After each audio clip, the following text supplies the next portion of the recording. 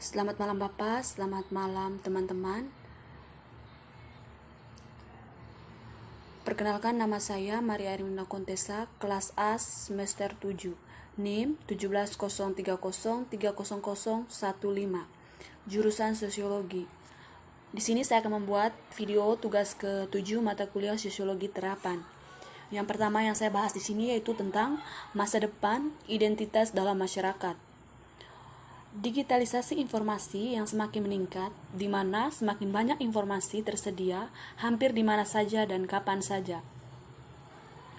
Digitalisasi terkait karakteristik pribadi dan informasi pribadi secara progresif mengubah cara kita mengidentifikasi orang dan mengelola hubungan kita dengan mereka, terutama dalam interaksi virtual, misalnya melalui internet.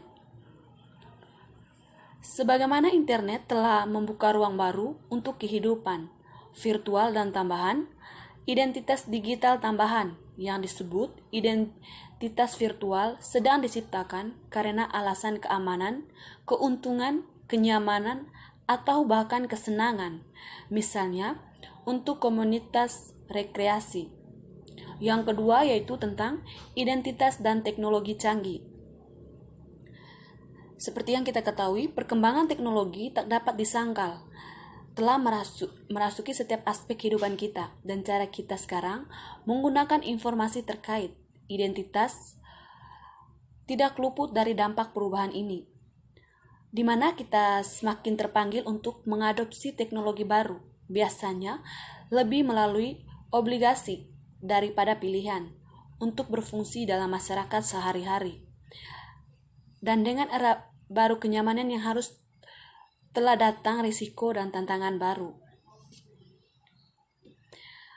Dalam membahas akar teknologi dari manajemen, identitas dan sistem yang digunakan untuk mendukung aktivitas, berarti melindungi informasi digital, seperti enkripsi kunci publik dan tanda tangan digital dan peran biometrik yang berkembang namun agak kontroversial dalam identifikasi dan autentifikasi. Yang ketiga yaitu menjelaskan tentang identitas dan masyarakat. Beberapa tantangan paling kritis untuk masa depan identitas dalam masyarakat, informasi harus ditempatkan dalam domain praktik pembuatan profil otomatis, menjadi focal point teknologi. Profil memungkinkan pembangunan dan penerapan profil grup yang digunakan untuk iklan bertarget, anti pencucian uang, keadilan aktuarial, dan lain-lain. Selanjutnya yaitu mendefinisikan konsep identitas. Identitas konseptualisasi merepresentasikan sejumlah tantangan yang bersumber dari sifat kompleks dan multidisiplin dari subjek atau identitas domain dalam evolusi konstan di mana konsep lama ditafsirkan ulang dan konsep baru dibuat dan melibatkan pakar dari berbagai cakrawala dan lokasi geografi yang berbeda. Pendekatan tradisional untuk konseptualisasi ini terkenal dan terdiri dalam meminta ahli untuk memberikan teori tentang subjek yang diteliti. Para ahli biasanya merefleksikan subjek dan menghasilkan model umum yang dapat diterapkan di situasi yang berbeda. Pendekatan lain terdiri dari mengidentifikasikan kosakata dari istilah yang lebih sering digunakan dalam domain untuk mendeskripsikan subjek dan untuk mendefinisikan semantik setiap istilah dan hubungannya dengan cara yang akan memiliki sedikit ambiguitas, bisa jadi. Secara praktis, definisi-definisi ini dapat ditemukan dalam kamus atau ensiklopedia, di mana spesialis sistem informasi juga telah menemukan beberapa bahasa khusus dan alat yang memungkinkan definisi yang lebih formal dari istilah yang berbeda dan untuk menghubungkan satu sama lain. Selanjutnya yaitu tentang tantangan multidisiplin. Mendefinisikan konsep identitas merupakan tantangan yang signifikan. Rentan identitas berbagai disiplin ilmu seperti keamanan, hukum, teknologi, sistem informasi, ilmu sosial, dan filsafat, yang pendekatan dan tradisi untuk konsep mengolah suatu subjek bisa sangat bervariasi.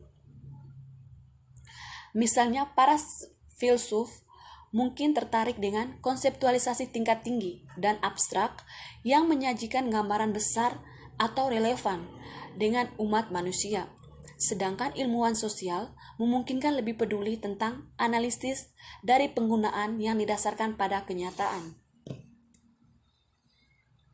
Yang berikut mengatasi tantangan.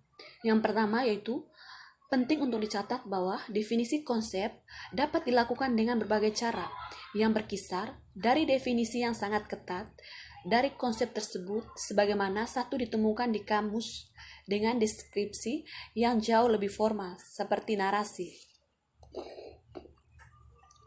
yang menggambarkan bagaimana konsep yang diterapkan, di mana dalam kasus pertama definisi yang ketat akan memberikan keuntungan untuk mengurangi ambiguitas, sedangkan di kasus kedua penggunaan pendekatan yang lebih malas akan memungkinkan deskripsi konsep yang lebih kabur.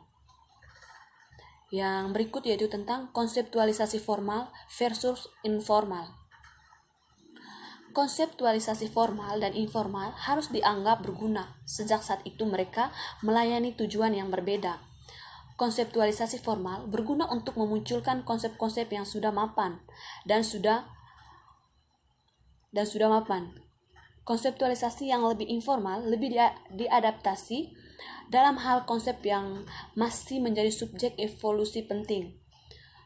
Konseptualisasi informal juga harus digunakan untuk menggambarkan konsep secara umum dengan cara yang lebih mudah dipahami dan menarik. Yang berikut yaitu tentang konseptualisasi formal atau eksplisit. Konseptualisasi formal mengacu pada definisi yang sangat eksplisit dari konsep yang mendefinisikan dengan tepat subjek untuk memfasilitasi pemahaman yang tidak ambigu tentang isi subjek dan memfasilitasi komunikasi antara aktor yang berbeda dan khususnya pencapaian pemahaman bersama dan pembangunan landasan bersama oleh Charles dan Brennan tahun 1991. Konsep dan istilah yang sering dikaitkan dengan konseptualisasi formal meliputi yang pertama yaitu kategorisasi, klasifikasi, taksonomi, ontologi, kamus, ensiklopedia, model, dan teori. Namun perlu dicatat bahwa tidak ada kesempatan umum tentang apa itu konseptualisasi. Menurut Bejelan tahun 2005 menyebutkan bahwa ada ketidaksepakatan dalam sifat klasifikasi. Fungsi penting dari konseptualisasi yang sangat eksplisit dan formal adalah untuk ditawarkan kosakata yang tepat, memfasilitasi pemahaman yang baik tentang domain dan komunikasi yang baik antara dua atau lebih aktor.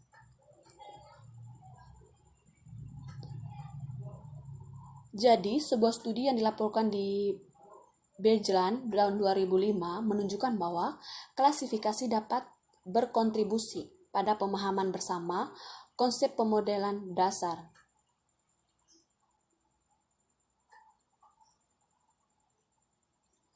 Konseptualisasi yang baik secara khusus akan berkurang ambiguitas seminimal mungkin dan menjamin bahwa interpretasi suatu konsep adalah sama untuk semua orang dan karena itu membantu dalam pembentukan landasan bersama.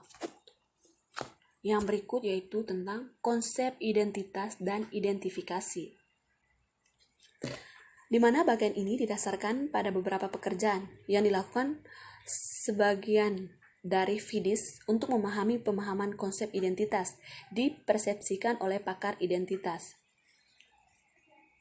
Di mana dalam pekerjaan ini diamati bahwa para ahli mendekati konsep identitas menurut salah satu perspektif berikut. Yang pertama yaitu perspektif struktural.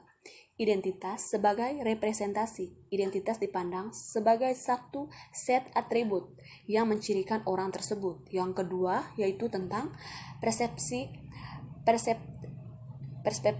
proses, yaitu tentang identitas untuk identifikasi. Identitas dipertimbangkan menurut serangkaian proses yang berkaitan dengan pengungkapan informasi tentang orang dan penggunaan informasi ini. Di mana dari kedua perspektif ini harus dianggap saling melengkapi. Model yang lebih luas terdiri dari bisa dilihat dari konsep identitas dalam perspektif orang yang mendefinisikan serangkaian karakteristik atau informasi pribadi dan terlibat dalam serangkaian proses yang menggunakan informasi ini. Di mana di sini lebih khusus lagi, informasi pribadi ini digunakan untuk mengontentikasi seseorang, untuk memberikan otorisasi dan juga untuk mendukung tindakan orang ini. Seperti saat informasi ini digunakan untuk mempersonalisasi interaksi. Yang berikut yaitu tantangan baru teknologi dan hukum.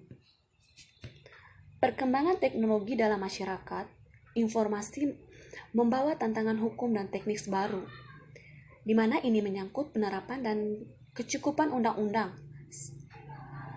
saat ini dalam penegakan hukum.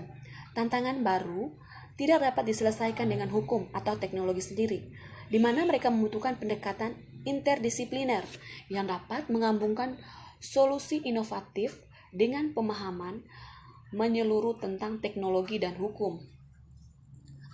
Di mana dari perspektif kepercayaan sebagai kondisi mental agen tentang keterpercayaan agen lain, di mana telah menemukan bahwa kepercayaan itu subjektif, dinamis, bergantung pada konteks, hubungan non-transitif, non-refleksif, non-monoton, dan non-aditif antara wali dan wali. Yang terakhir yaitu tentang teknologi tinggi dan teknologi yang sedang muncul.